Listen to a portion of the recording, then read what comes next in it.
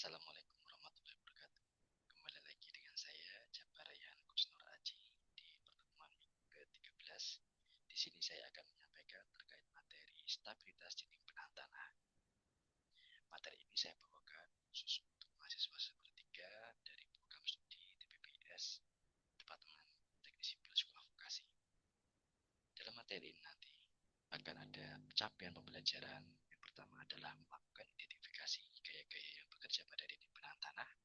Dan yang kedua adalah melakukan analisa kesetimbangan infrastruktur dinding penahan tanah. Pertama adalah identifikasi gaya-gaya dinding penahan tanah. Dinding penahan tanah itu secara alami, dinding penahan tanah itu pada mulanya dibuat pada lereng yang alami. Lereng alami ini dia memiliki stabilitas yang stabil. Kemudian pada saat kita melakukan pembukaan lahan untuk pekerjaan infrastruktur jalan atau untuk pembukaan lahan rumah, maka kita akan mengganggu lereng yang alami, sehingga lereng tersebut akan tidak stabil dan berpotensi untuk terjadi longsor. Oleh karenanya kita menambahkan dinding penahan tanah agar supaya dinding tersebut tidak longsor. Sebagai contohnya kita bisa lihat di sini ada lereng alami yang kita buka untuk infrastruktur jalan. Adapun yang lain, kita juga memasangkan dinding penahan tanah untuk kebutuhan pembangunan rumah yang ada di perbukitan. Kemudian kita akan masuk kepada jenis-jenis DPT. Terdapat dua jenis DPT. Yang pertama akan kita kenali adalah dinding gravitasi. Di sini yang saya tunjukkan ini adalah dinding gravitasi menggunakan material beton bertulang.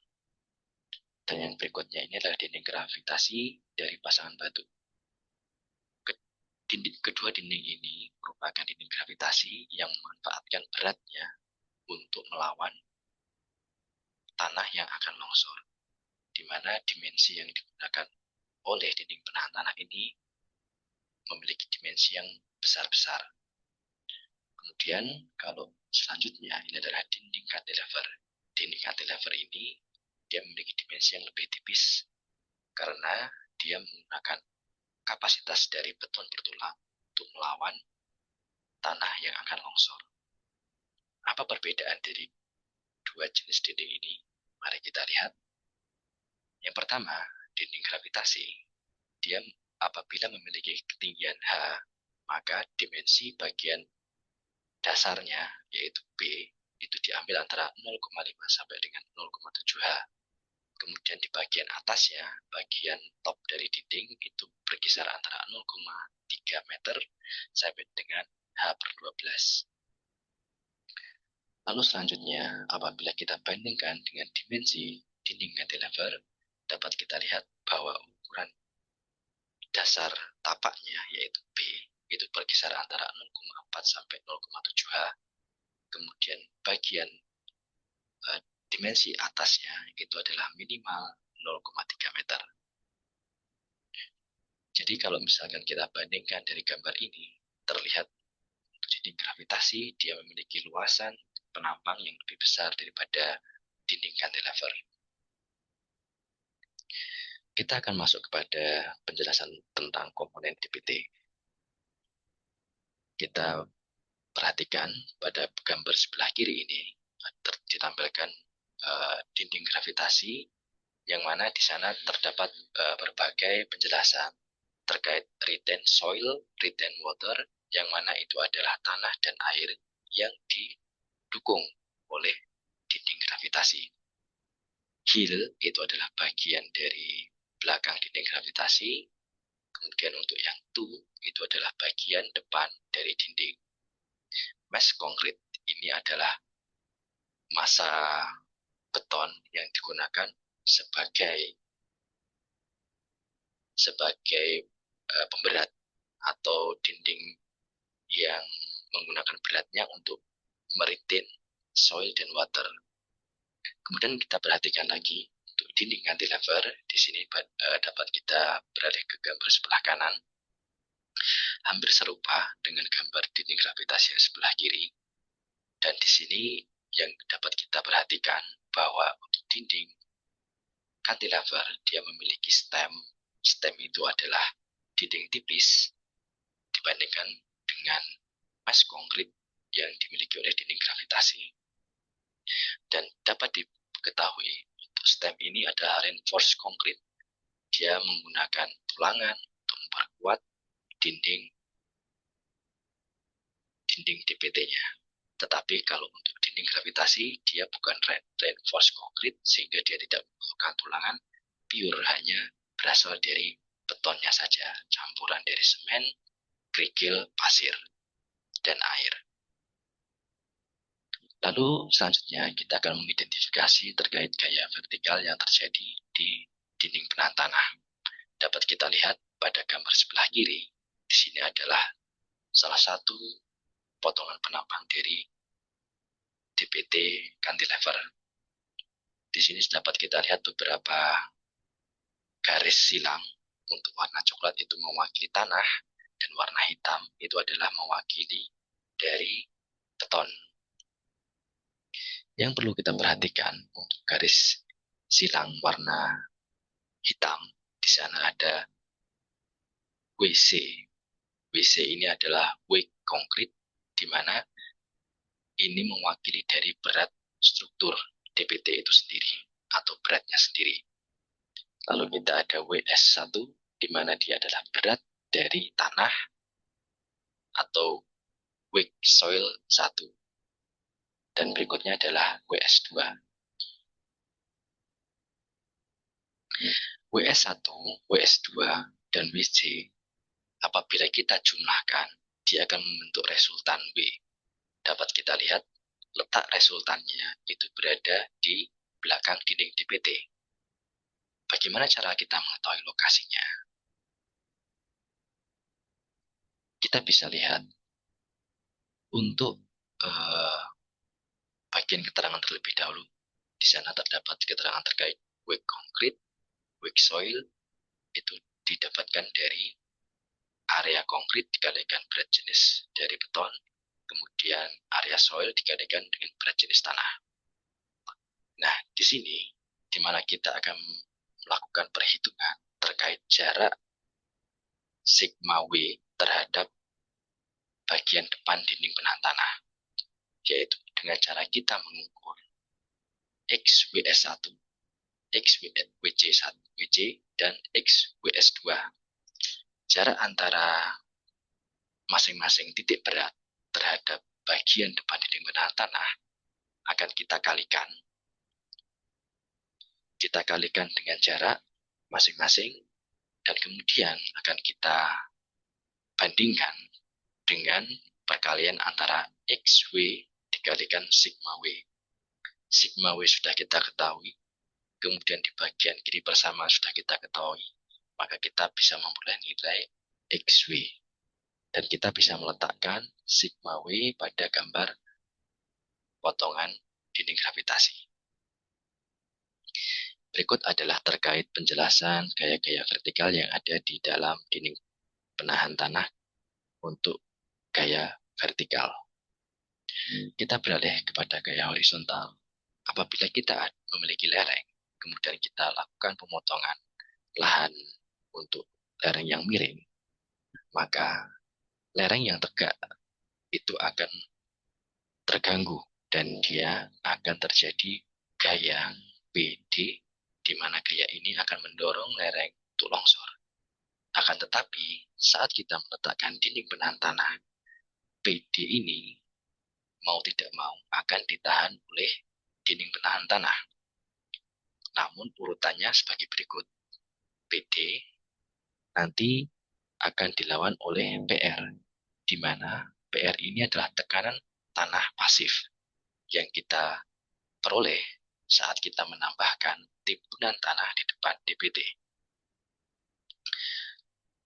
Kemudian, di sini dapat kita lihat keterangannya. Dan dapat kita ketahui, resultan gaya horizontal, yaitu antara PD dan PR, akan menghasilkan reaksi. Di mana kita ketahui nilai PD pada umumnya lebih besar daripada PR, sehingga PD tekanan tanah aktif dikurangi tekanan tanah pasif akan menghasilkan sigma P dengan arah ke kanan. Arah ke kanan ini apabila masih bisa ditahan oleh friksi antara beton dan tanah untuk di bagian fondasi, maka pada kondisi diam nilai sigma P itu sama dengan T. T itu adalah gaya geser yang terjadi di dasar fondasi. Baik, setelah kita mempelajari terkait identifikasi gaya-gaya vertikal dan horizontal yang terjadi di dinding penahan tanah cantilever, maka saya meminta untuk adik-adik sekalian, teman-teman sekalian, mencoba untuk mengidentifikasi dengan cara membuat gambar masing-masing gaya horizontal dan vertikal untuk dinding gravitasi. Silakan nanti tugasnya bisa diunggah sebagai berikut. Baik, kita masuk kepada materi yang kedua, yaitu tentang analisa kesetimbangan dinding penahan tanah. Jadi, sebelum kita masuk kepada analisa, kita harus memahami terlebih dahulu apa itu konsep kesetimbangan. Kesetimbangan gaya horizontal itu dapat dirumuskan dengan sigma H sama dengan 0. Atau dapat kita jabarkan, kesetimbangan gaya horizontal adalah kondisi di mana total semua gaya yang bekerja pada suatu benda pada sumbu mendatar bernilai 0.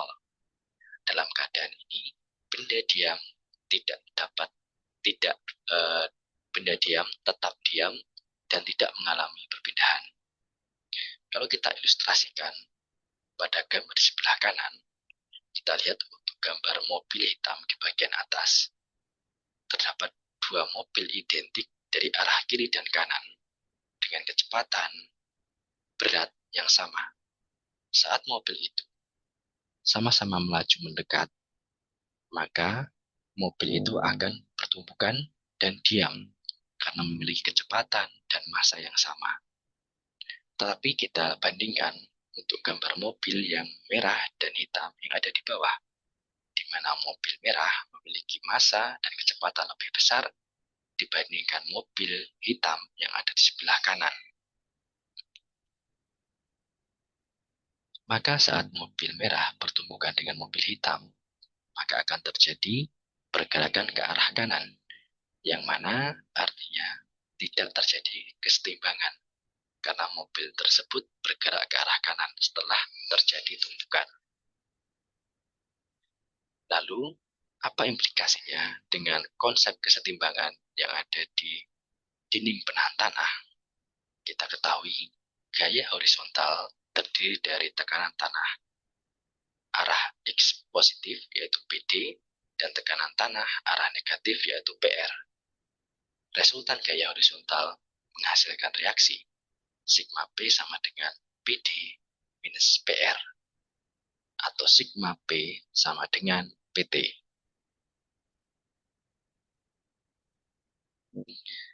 Tahanan gesek fondasi yang ada di bawah dasar fondasi itu nilainya adalah R.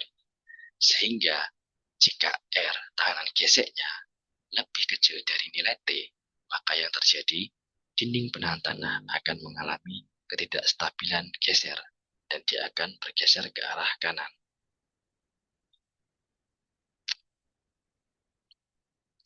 Selanjutnya, terkait konsep kesetimbangan, yang kedua adalah kesetimbangan momen.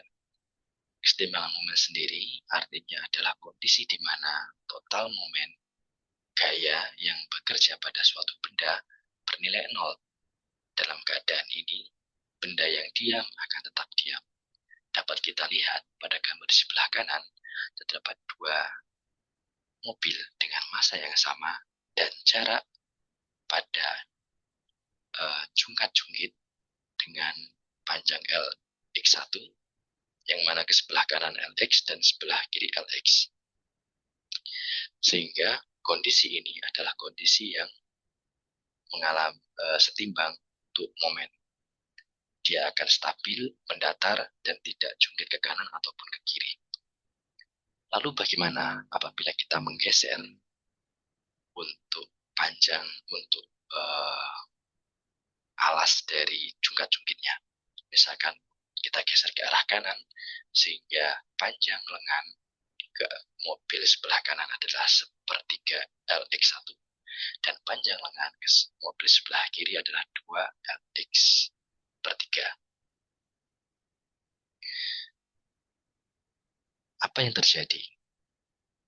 Coba kita berpikir dan kita mencoba untuk memilih apakah ada pilihan dari poin A, B, dan C, mana yang akan terjadi. Apakah mungkin kondisinya masih setimbang karena masanya masih sama seperti yang ada di pilihan B? Tentu saja tidak. Lalu apakah mungkin karena lengannya lebih pendek dan dia lebih dekat dengan tumpuan, maka dia bisa mengungkit dari mobil yang jauh seperti pilihan yang A? Tentunya tidak. Jadi yang jawaban yang paling benar adalah yang berada di poin C, di mana mobil yang memiliki lengan lebih panjang dengan massa yang sama, dia akan mengungkit mobil di sisi kanan dengan lengan yang lebih pendek. Mengapa demikian? Mari kita bahas. Konsep kesetimbangan momen itu dapat diubah menjadi persamaan seperti pada gambar sebelah kiri, yaitu 2LX1 dikalikan dengan massa mobil per 3 sama dengan LX1 dikalikan massa mobil 1 per 3. Kita bisa membuat kurung buka tutup untuk LX1, M1, dan sepertiga. Dapat kita lihat untuk perbandingannya di sini ternyata didapati untuk bagian sebelah kiri nilainya adalah 2 dan bagian sebelah kanan nilainya adalah 1.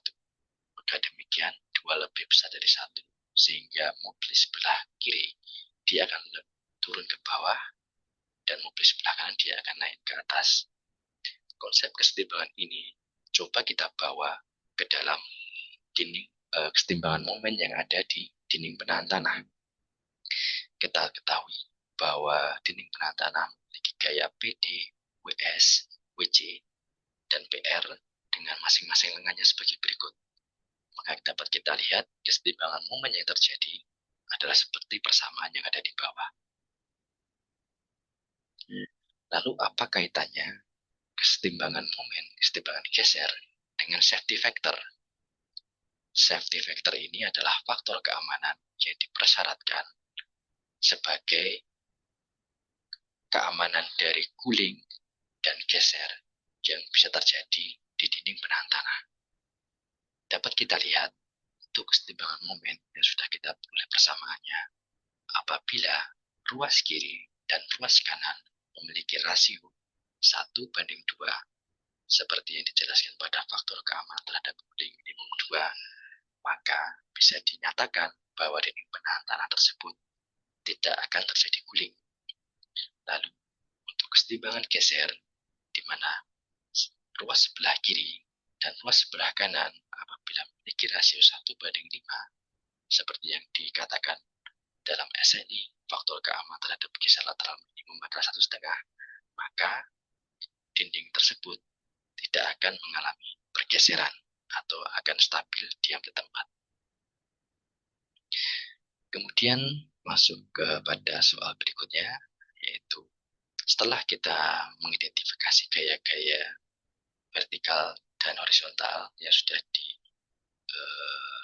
di soal materi pertama, kita akan melanjutkan untuk membuat persamaan kesetimbangannya seperti yang sudah kita pelajari pada materi yang kedua ini. Silakan teman-teman dapat membuatnya dan mengunggah pada link berikut. Kemudian yang bagian terakhir adalah refleksi, di mana terdapat 2 poin yang pertama adalah apa salah satu hal paling penting yang kita pelajari hari ini yang sebelumnya kita tidak tahu. Dan yang kedua adalah bagian mana dari materi ini yang menurut teman-teman sekalian paling sulit dijelaskan kembali pada orang lain. Silakan untuk menuliskan terkait refleksi diri ini kepada link berikut dan kita akan sharing bersama-sama. Sekian presentasi pada pagi hari ini. Semoga dapat memberikan wawasan pengetahuan yang lebih banyak mengenai stabilitas lingkungan tanah bagi adik-adik sekalian. Kurang lebihnya saya mohon maaf. Assalamualaikum warahmatullahi wabarakatuh.